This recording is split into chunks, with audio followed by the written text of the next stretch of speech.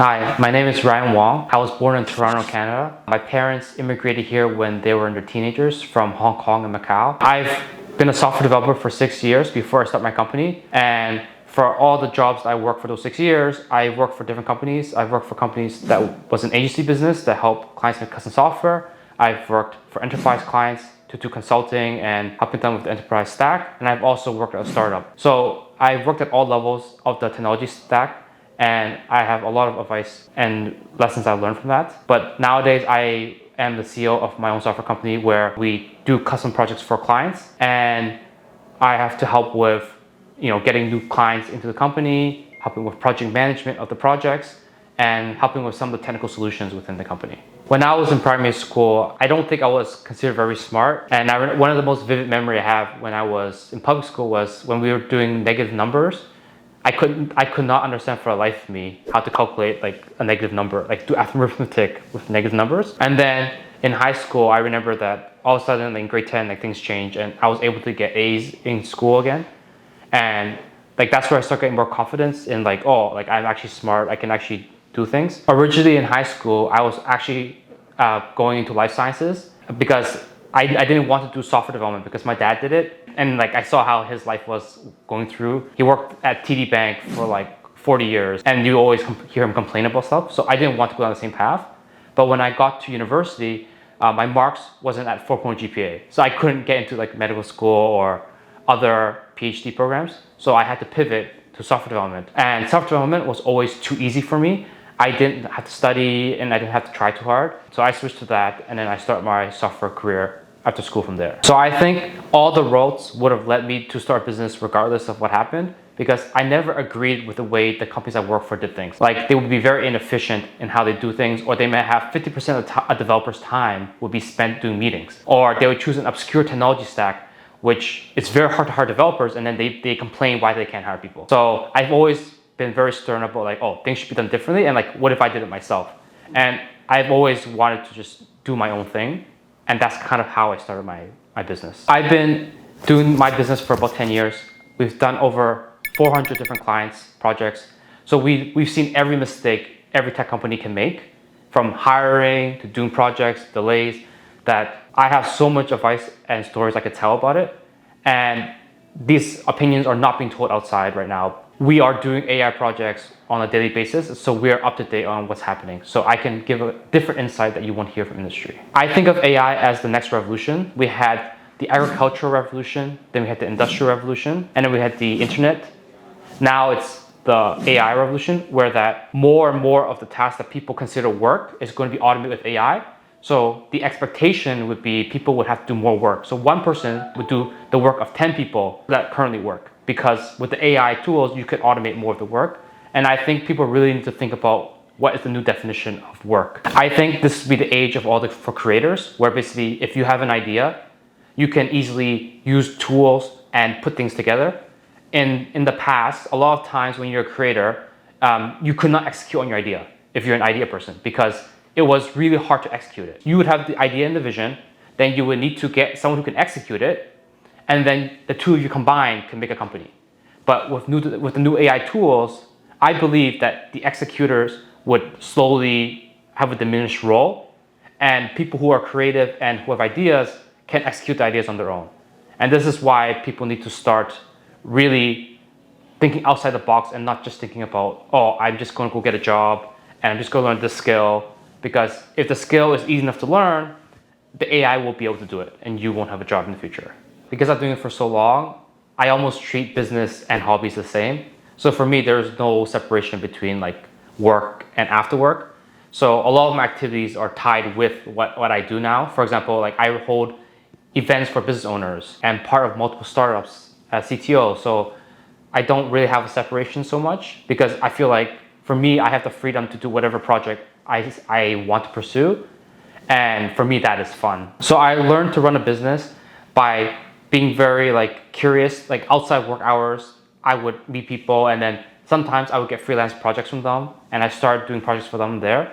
And then I met other people who are also doing business, and we've kind of exchanged our notes and stuff. And then eventually, like we figured out a channel for how to get clients.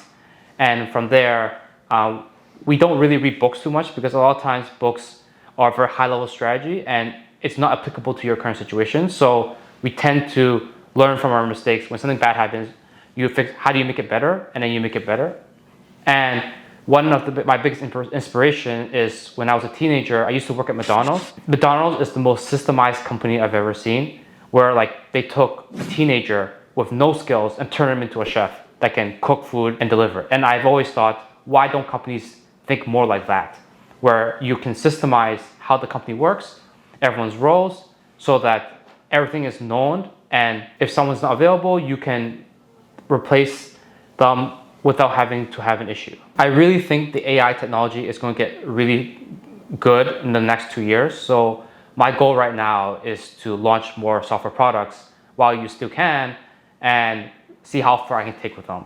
So right now we're working on 12 of our own products with different people, and we're trying to launch them this year.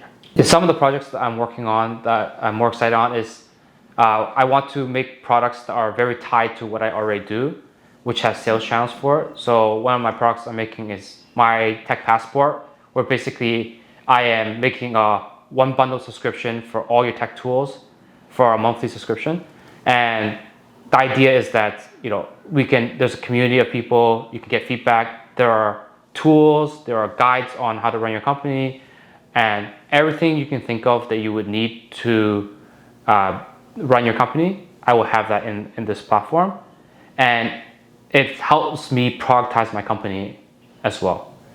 Another product that I'm very proud of that we're almost done is Update Stack, where basically if you're a founder, you need to update your investors, and there's no good tool to do that, and no one likes writing an email or writing an update for your investors. So we are using AI, we're using automation to help you create that update for all your investors, all in one platform. And we want to make it as seamless as possible, so you can focus on building your startup versus like updating people. One of the biggest issues I always see when I talk to clients who are not technical is they're afraid of the development team, or they're afraid of the technical people, and they feel like what they know is so far outside of their scope. And then a lot of projects are astrayed because the technical people, their vision is not aligned with the business. So a lot of times they would be more experimental and try to do things that they choose. In our company, we focus on making sure that the company structure comes first and the process comes first before having experimental technology just for the fun of it. So for me, my typical day changed over the years. I would say about 2 years ago, I was working like part 12-hour days every day because we had clients and projects weren't going well sometimes, or there's client calls. So I would be in meetings with clients for like discovery, getting requirements, on sales calls with clients, and then maybe sometimes I would have to help with the technical solution. But nowadays we've systemized the company more so that I don't really talk to clients that much. I think I talk to clients twice, and then most of my day is spent having calls with other people to do partnerships, or helping with events, or potential new sales. So my calendar is still full, like 9 to 5, but it's more meetings that I find enjoyable and not so much about project management. One of the biggest lessons that I've learned from talking to a lot of business owners is that whatever you focus on needs to make you at least like 100x of what you put in. If you're only making 10% return or 20% return and you put 40 hours a week in it, you're wasting your time. So the way that I see investment is basically, if you're buying the stock market or you're buying real estate, make sure it's as passive as possible. And if you have to trade or focus on it and it's not making you 100% return, then it's not worth your time. For the company, I always want to have enough cash flow for at least a year worth of salaries, just in case something goes wrong. I'm highly against borrowing money to grow at all costs, because you don't know what's going to happen, and you may grow too fast. I don't usually look up to mentors so much, because what I realized was that a lot of these people who you look up to, like Elon Musk and stuff, they're so far ahead of you that it may be inspirational, but it doesn't help you right now. I'm very focused on how do I solve my next problem, or get myself to the next milestone. And for that, what I find more useful is to be friends with other business owners roughly at your same level, and you guys have similar problems, and you can help each other with problems and solving issues. And then once you get to the next level, you meet people at that level and then grow like that. And I find that that was way more helpful. And be focused on the day-to-day. 1% every day makes exponential change in your company. So what keeps me motivated to keep running my business is that business and my personal fun is tied together. So basically, I get to do projects that I want, things I want to see to come to life. I get to do all that, and there's no reason to not do that for me, right? So I don't really get distracted saying, oh, this new movie's coming out or this new TV show, that stuff is not as fun to me as bringing a product to life or building this business that can do this. I feel like if you can give value back to society, because at the end of the day, business is just about giving value. You're taking the raw materials, whatever that means to you. We're creating a very good system in your company and giving an output that didn't exist before, right? And I find that's more interesting and that's more fulfilling for me than to chase the next, celebrity or movie or TV show. My biggest passion is basically, like I said, having projects that I want to accomplish and then just moving forward on them.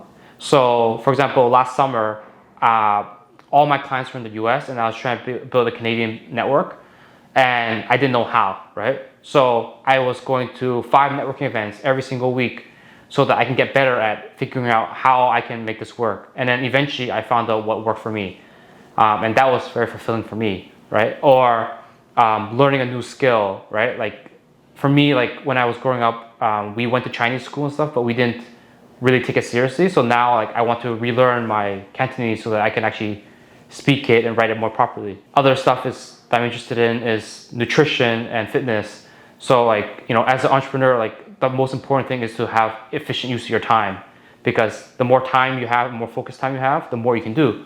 So if I can optimize my nutrition and fitness, that I can have more energy, then that's worthwhile. So basically, for me, it's how can I improve myself so I can do more faster and go further. I think the most rewarding part is that once I get older, I have no regrets. I did everything I can. I did all the projects I said I wanted to do. And it's just, I get to follow the journey that I choose and not be forced to follow a journey that was told to me. So on my channel, I'm going to share stories of projects that went wrong, projects that went well, tips on how you can build your tech team. If you're interested in business or where AI is headed, or you want to run your startup more efficiently, subscribe to my channel.